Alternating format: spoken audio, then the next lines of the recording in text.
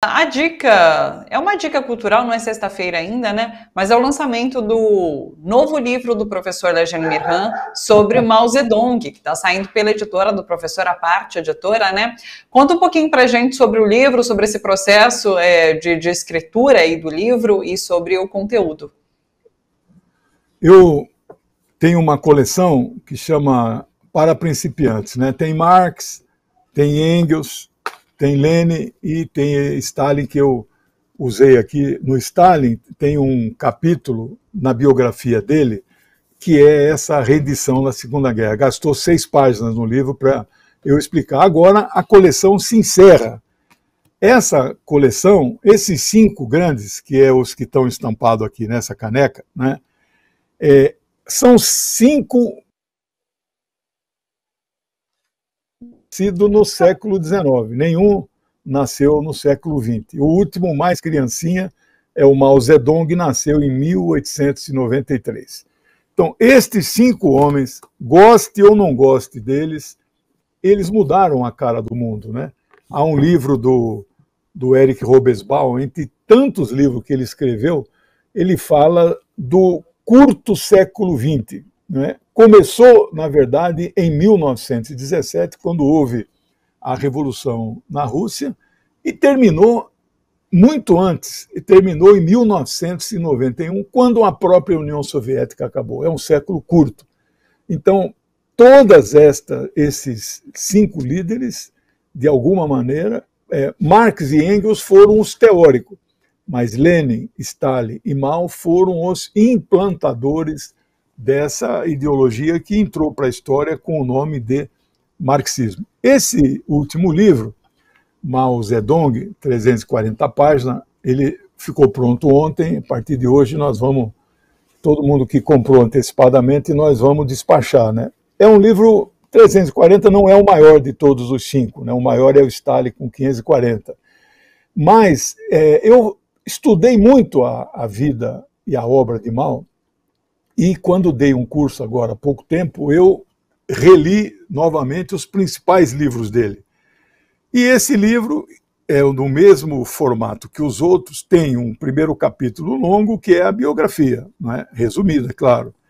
E depois tem o resumo, a síntese das principais obras que ele escreveu. Então, essa coleção, ela seria assim, paradidática, ela não é um livro que um professor possa adotar no dia a dia nas escolas, mas, por exemplo, as bibliotecas das escolas poderiam ter pelo menos um exemplar. Eu vou até propor no próximo Plano Nacional do Livro Didático, né, oferecer aí, quem sabe, né? Eu já ganhei 2 vezes, né, 2 livros meus, o MEC já comprou, aí ele compra e manda um para cada escola, né? Então o Mao Zedong tem um capítulo também muito especial, que me deu bastante trabalho, é o maoísmo no Brasil. Como que foi essa influência, quem eram os líderes, não é? Então fica aí o livro, fica aí a dica, né? Eu agradeço muito o espaço, né? Nós temos a possibilidade de as pessoas comprarem os 5 livros juntos e a possibilidade de comprar os livros juntos e a caneca. Eu mandei fazer agora um box, sabe aqueles box daquele papel encorpado assim, que parece uma estantezinha, né? Para um charme, tem pessoas que me perguntam, vai ter um box aí para colocar os 5 livros, né? Vai ter, só que não é tão imediato. Então tá aí, encerrou a coleção chamada Coleção para Principiantes, mas encerrou a coleção no que diz respeito aos 5 grandes. Eu estou escrevendo outros livros que vai continuar na capa escrito para principiantes. O próximo que vai sair em agosto ou setembro chama-se Filosofia Oriental para Principiantes. Eu também estou preparando um outro que é Filósofas da Antiguidade. É isso que você ouviu mesmo, é filósofas. Porque a primeira experiência, quando eu fui escrever no corretor ortográfico lá do meu celular, filósofas, ele corrigiu para filósofos. Aí eu falei, que barbaridade. Ele acha que não existe filósofo, o corretor, né? Agora eu já pus na... Então, esse livro, talvez para o começo do próximo ano, eu vou falar de 20 filósofas que nós nunca ouvimos falar. Aquela sociedade patriarcal, né, que até em alguns lugares do mundo ainda hoje é um patriarcalismo, eles apagaram essas mulheres. Algumas dessas aí foram professoras de Sócrates, de Aristóteles, mas os livros dela não foram, naquela época, você tinha que copiar, porque os originais eles iam se perdendo, né? Papiro, pele de cordeiro, não sei o quê. E aí os livros dela eram engavetados, ninguém copiava, então foi uma dificuldade para achar, né, a síntese do pensamento delas. Mas esse livro também vai ser um livro que eu vou chamar da coleção para principiantes. Então é isso.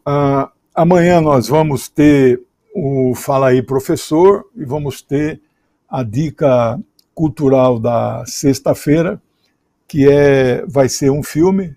Eu não vou falar agora, porque senão perde Bom, eu estou achando que a minha... Voltei.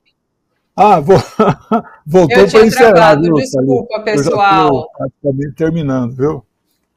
Eu só queria fazer uma pergunta para você, acho que assim, nesse contexto, inclusive, do seu livro e da história de Mao Zedong, falar sobre a importância dessa figura para o que é a China popular hoje, né? Foi ele o responsável por o que é a China hoje. Eu queria que você trouxesse para a gente essa importância da figura do Mao Zedong, até para que as pessoas conheçam um pouco sobre esse histórico e tenham interesse em saber mais profundamente a revolução que ele fez na China, né?